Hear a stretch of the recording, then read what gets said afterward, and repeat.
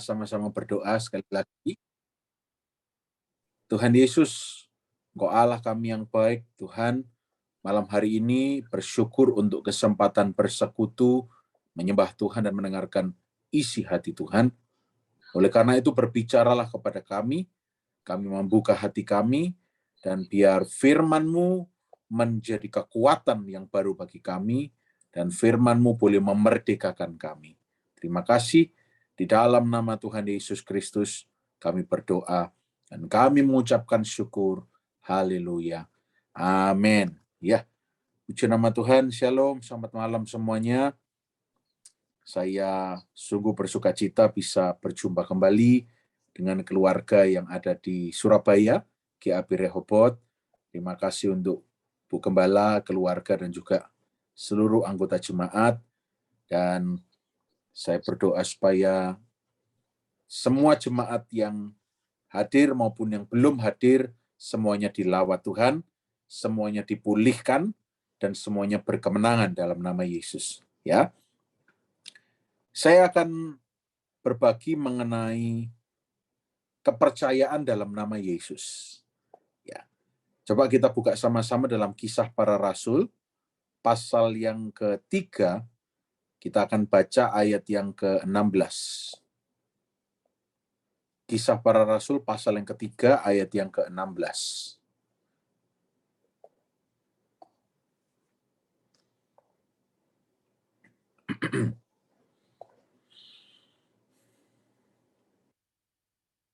Ya, nanti kita akan juga baca ayat Kisah Para Rasul pasal yang ketiga ini dari ayat yang pertama sampai kira-kira ayat yang ke-12.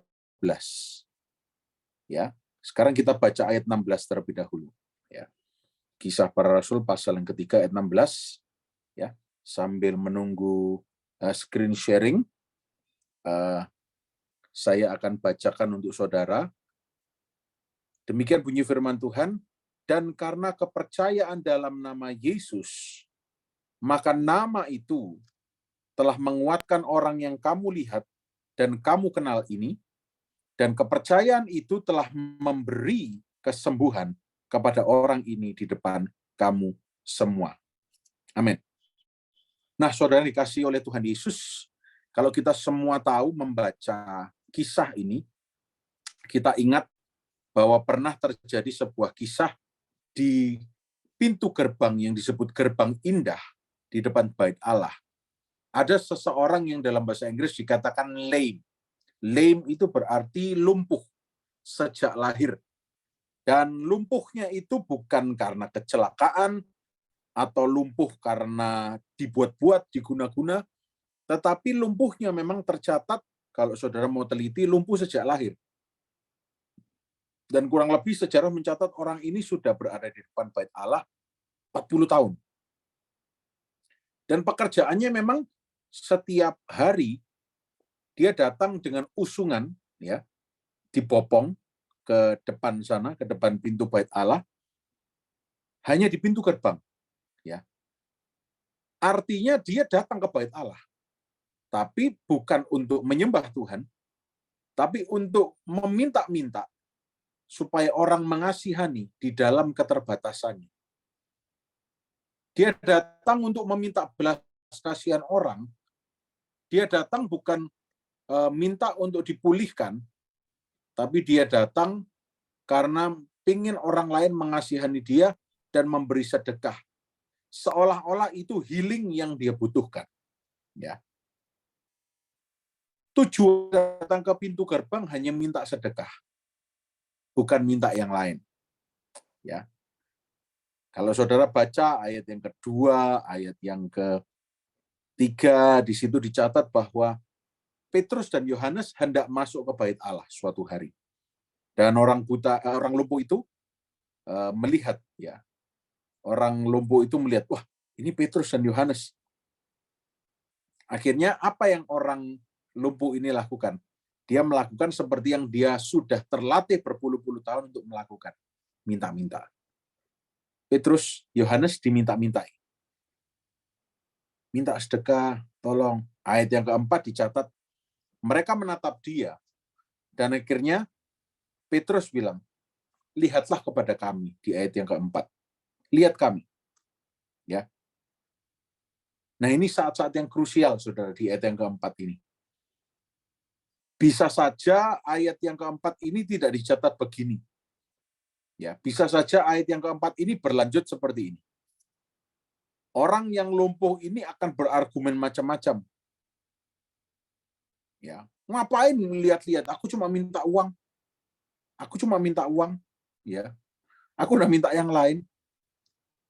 Tapi ayat 4 ini cuma mencatat, Petrus berkata, lihatlah pada kami. Dan ayat yang kelima dicatat, lalu orang itu menatap mereka dengan harapan akan mendapat sesuatu dari mereka. Nah, ada harapan untuk mendapat sesuatu.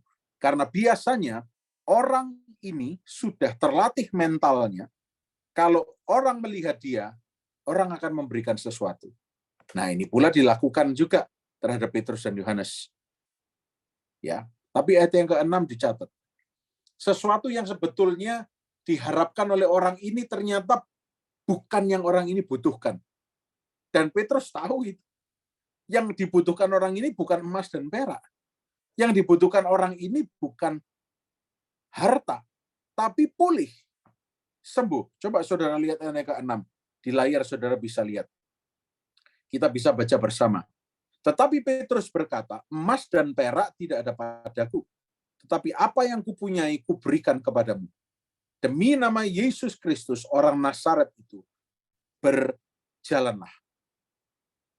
Ayat yang ke-7, lalu ia memegang tangan kanan orang itu dan membantu dia berdiri.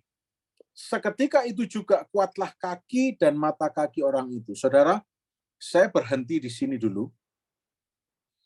Kalau saudara mengerti fisiologis atau anatomi tubuh manusia, otot manusia yang paling besar dalam tubuh ini, saudara nanti bisa cross-check ke Pak Yohanes Sunardi, otot manusia yang paling besar adalah di kaki, paha. Karena dia menopang seluruh tubuh kita. Dan hal ini sudah saya lihat sendiri, jadi saya bisa cerita, dan saudara juga bisa cross-check di ilmu medis, bahwa seseorang apabila tidak berjalan atau bedridden, ya, terbaring di ranjang selama 2 minggu, untuk bisa berjalan lagi, syarafnya bisa lupa untuk berjalan. Ya, 2 minggu saja berbaring terus, syarafnya bisa lupa untuk berjalan. Nah, ini bukan cuma sekedar lupa, belum pernah berjalan seumur hidupnya. Dan saudara kalau pernah melihat orang yang sedang dalam gangguan kesehatan dan jarang berjalan, contohnya orang yang sedang di kursi roda, ciri-cirinya selalu satu, saudara perhatikan. Paha dan betisnya kecil. Karena tidak pernah dipakai untuk bergerak. Nah, bayangkan kalau ini belum pernah berjalan seumur hidupnya, kira-kira paha dan betisnya modelnya seperti apa? Apakah seperti Adirai kah? Apakah seperti pemain sepak bola kah? Tidak pernah dipakai berjalan. Tapi coba kalau saudara lihat dan terima kebenaran ini dengan iman. Ayat yang ke-7 tadi dikatakan apa, saudara? Ayat yang ke-7 dikatakan, lalu ia memegang tangan kanan orang itu dan membantu dia berdiri. Kalimat berikutnya dikatakan apa? Seketika itu juga kuatlah kaki dan mata kaki orang itu. Seketika itu juga. Tidak pernah berjalan 40 tahun, saya sudah terangkan kira-kira bentuk kakinya seperti apa. Bahkan kalau orang yang habis kecelakaan, kalau saudara lihat di TV, sudah tidak jalan beberapa bulan, perlu melakukan yang namanya fisioterapi berbulan-bulan. Nah, ini tidak pernah jalan. Tapi tiba-tiba diangkat, kuatlah kaki orang itu, dan mata kaki orang itu. Ayat 8, saudara lihat. Apa yang terjadi? Ia melonjak berdiri lalu berjalan kian kemari dan mengikuti mereka ke dalam bait Allah. Berjalan dan melompat-lompat serta memuji Allah. Nah, ini yang namanya kuasa Tuhan, saudara. Ini yang namanya mujizat. Ini yang namanya keajaiban Tuhan. Allah yang melakukan perkara yang ajaib. 40 tahun, kira-kira usianya belum pernah berjalan, tapi ketika disebutkan nama Yesus, maka segenap bagian tubuh harus tunduk pada nama Yesus. Otot-otot, syaraf-syaraf yang dia ciptakan yang sempat lame atau lumpuh, seketika itu juga beres semuanya dalam nama Yesus. Saya tidak mengajarkan saudara sebuah teologi yang ngawur, tapi kalau saudara coba pikir dengan logika saudara, ini tidak masuk akal. Seketika itu juga, kata seketika itu juga, ekspresinya dicantumkan untuk menggambarkan bahwa langsung, bukan nunggu berapa jam, berapa hari, tidak. Seketika itu. Ada kuasa dalam nama Yesus. Ya. Demi nama Yesus Kristus berjalan, maka berjalan. Tapi yang seru di sini, saudara. Kalau ini, saudara, kisahnya saudara sudah sering membaca. Tapi yang seru ayat 9, 10, 11, dan 12. Seluruh rakyat itu melihat dia berjalan sambil memuji Allah. Ayat 10. Lalu mereka mengenal dia sebagai orang yang biasanya duduk meminta sedekah di gerbang indah bait Allah, sehingga mereka takjub dan tercengang tentang apa yang telah terjadi padanya. Ayat 11. Karena orang itu tetap mengikuti Petrus dan Yohanes, maka seluruh orang banyak yang sangat keheranan itu datang mengerumuni mereka di serambi yang disebut serambi Salomo. Ya. Serambi Salomo ini ada di bagian timur dari bait Allah, dan itu tempat yang sangat besar, square seperti lapangan itu, kira-kira 800 feet, 800 kaki panjangnya. Itu tempat serambi itu seperti apa ya? Lokasi yang luas, jalan dan bisa dilihat banyak orang. Nah, yang ingin saya garis bawahi di ayat 9 dan 10, seluruh rakyat itu melihat dia berjalan sambil memuji Allah. Ayat 10, lalu dikenali sebagai orang yang biasanya duduk meminta sedekah. Nah, ini penyakit manusia. Ini penyakitnya manusia, tidak menutup kemungkinan orang-orang yang percaya kepada Allah. Saudara ingat, pernah dicatat di dalam firman Tuhan, dalam kitab Matius juga, Markus juga, Yesus heran terhadap ketidakpercayaan manusia. Saya pernah khotbahkan ini di Mojokerto beberapa minggu yang lalu, saya beri judul Apistia, ketidakpercayaan. Saudara, orang-orang yang pada saat itu sedang mendengar khotbah Yesus, orang-orang malu, kagum, wow, hikmat dari mana orang ini bisa berbicara seperti ini. Tetapi ketika mereka mendekati, mereka melihat, loh, oh ini si Yesus anak kampung sebelah itu. Oh ini si Yesus yang dulu ketika masih orok, ketika masih bayi, saya lihat dia masih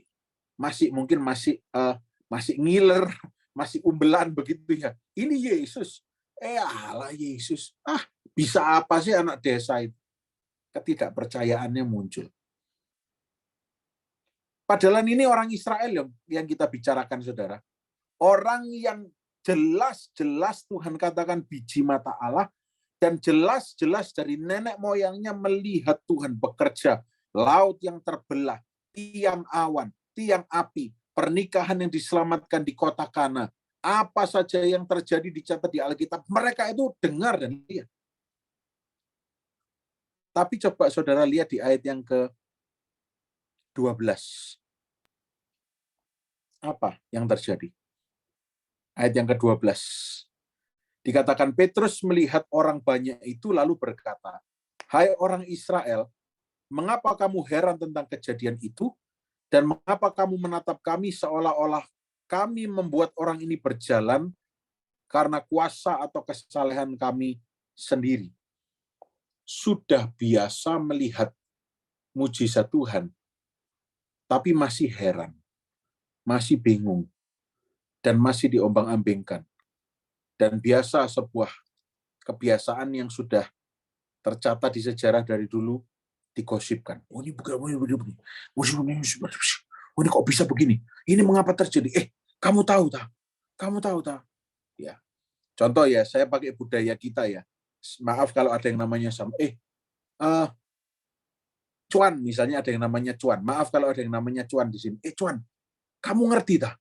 Kamu lihat sing kemarin itu, orang sing minta-minta. Hari ini loh dia jalan. Gitu ya. Hari ini loh dia sudah jalan. Kok iso ya cuan yo? Aku yo bingung. Katane di doano ambek si Petrus sampai Yohanes. Kok bisa sembuh? Seakan-akan mereka ini tidak pernah mengalami nenek moyang mereka. Nah, demikian pula dengan kita.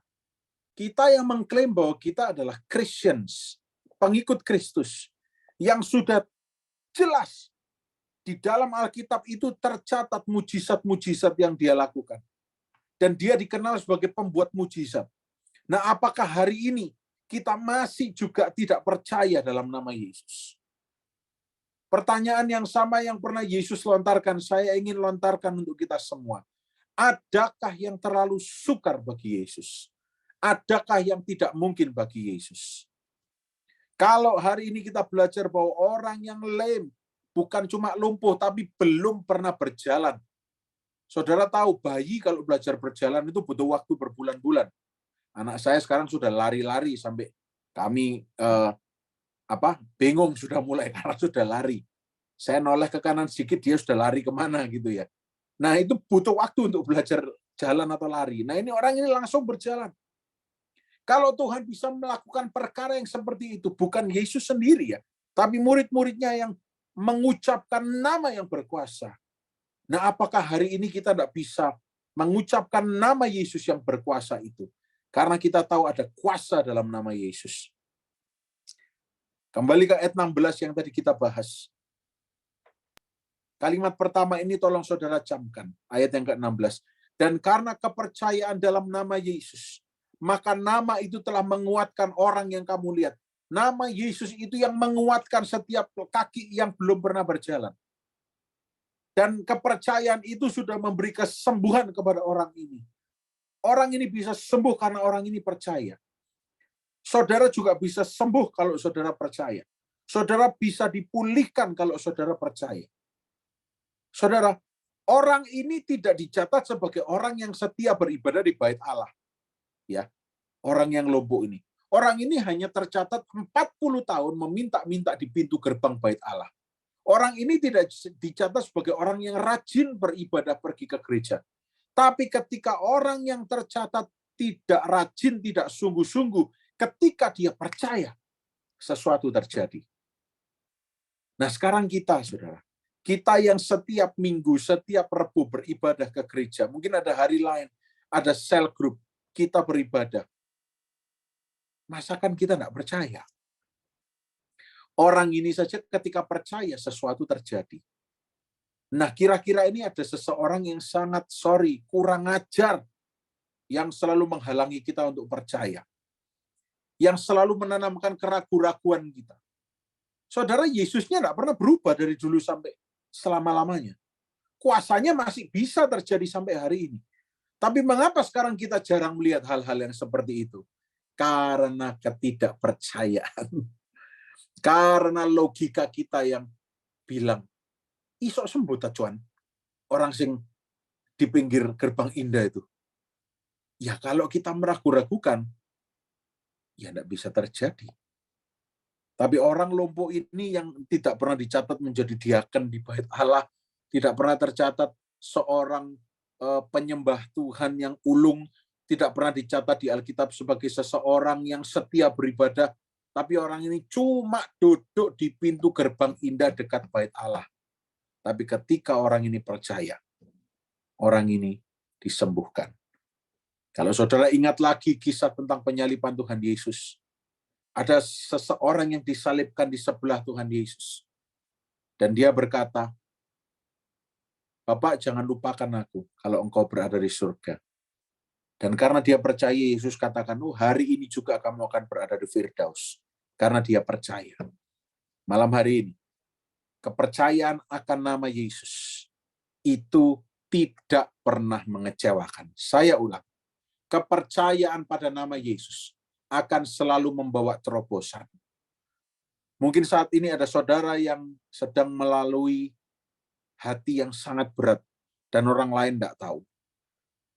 Mungkin saat ini juga saudara melalui situasi yang tidak menguntungkan. Orang lain boleh melihat saudara sedang baik-baik saja.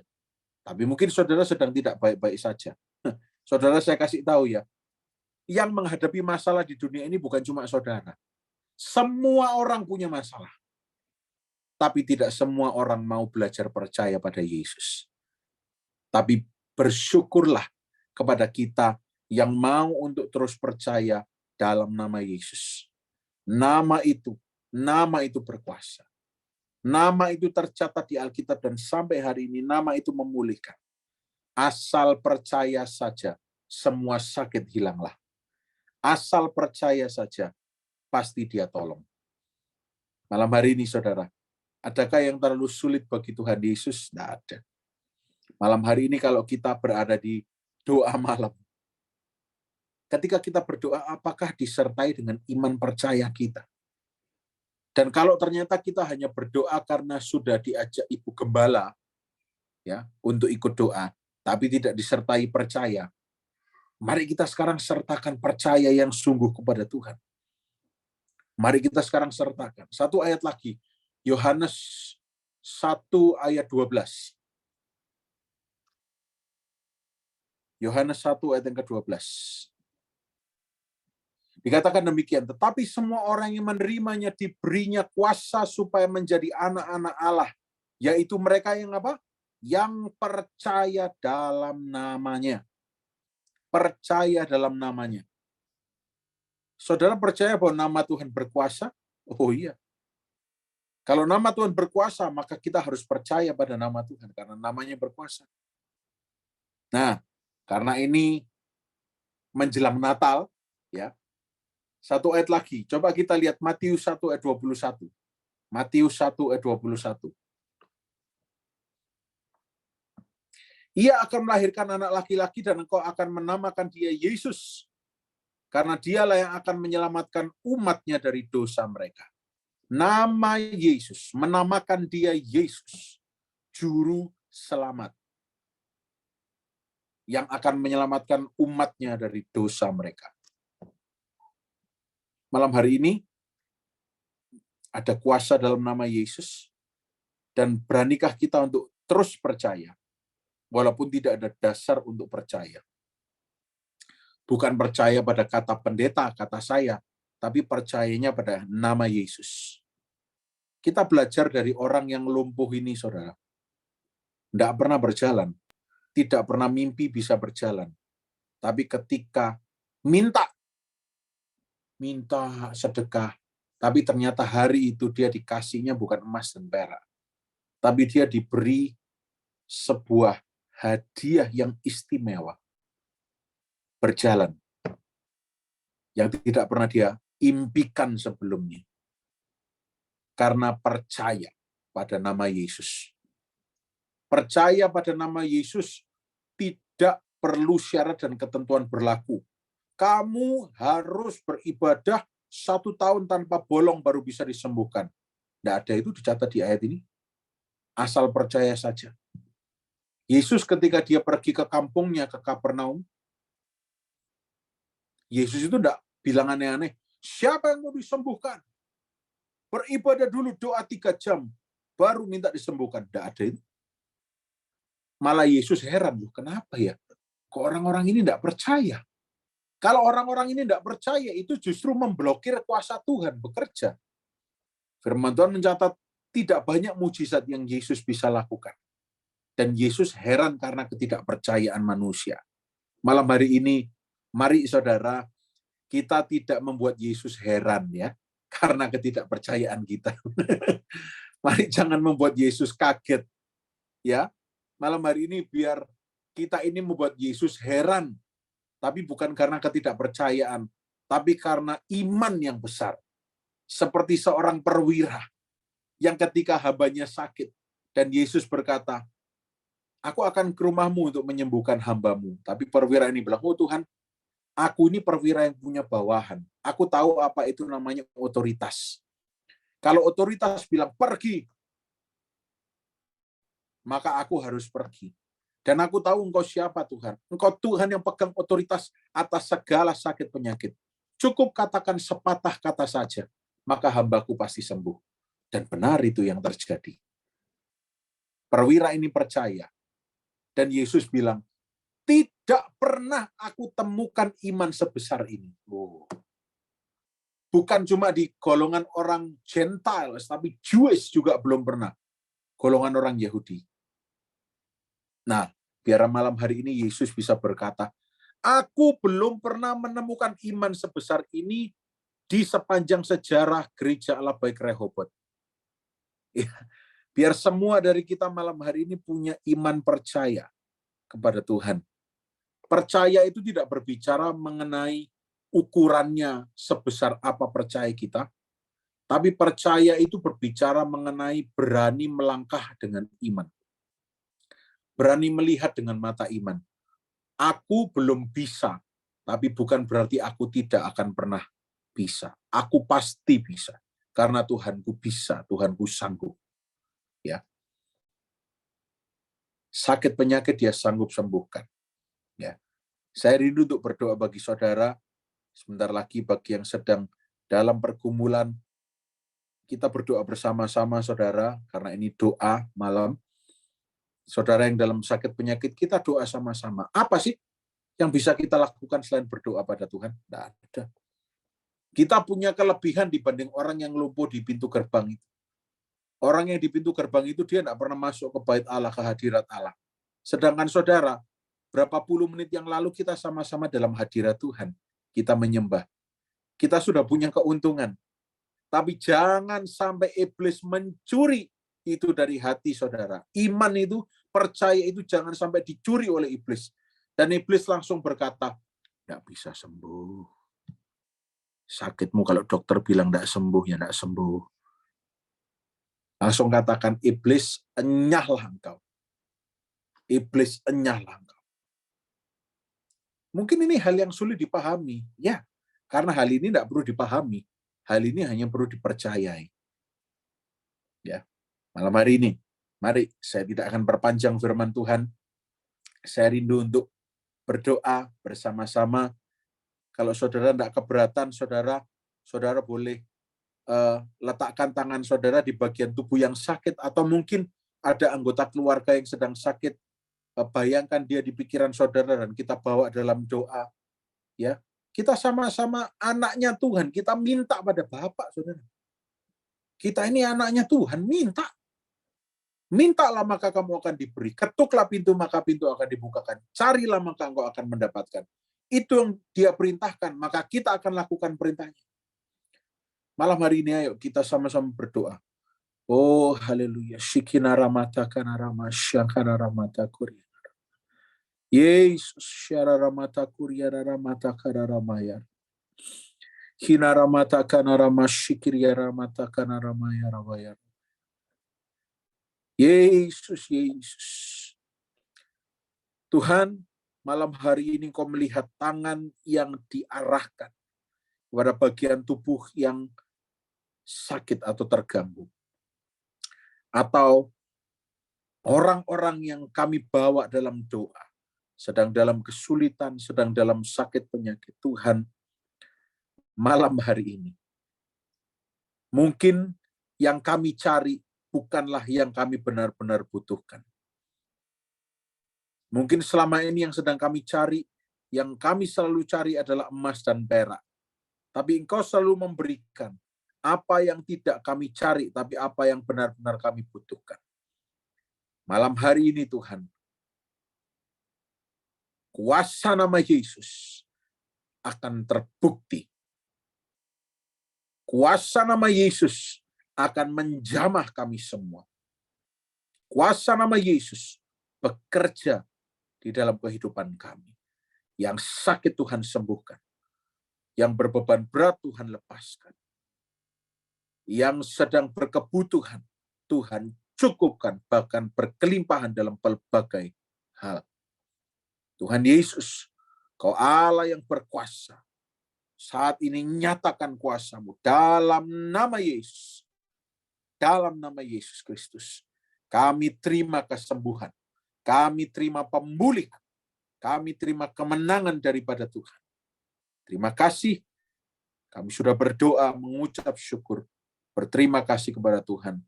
Sesuatu sedang terjadi malam hari ini. Kau kerjakan dalam kehidupan kami. Berkat-Mu atas gereja Allah Baik Rehoboth.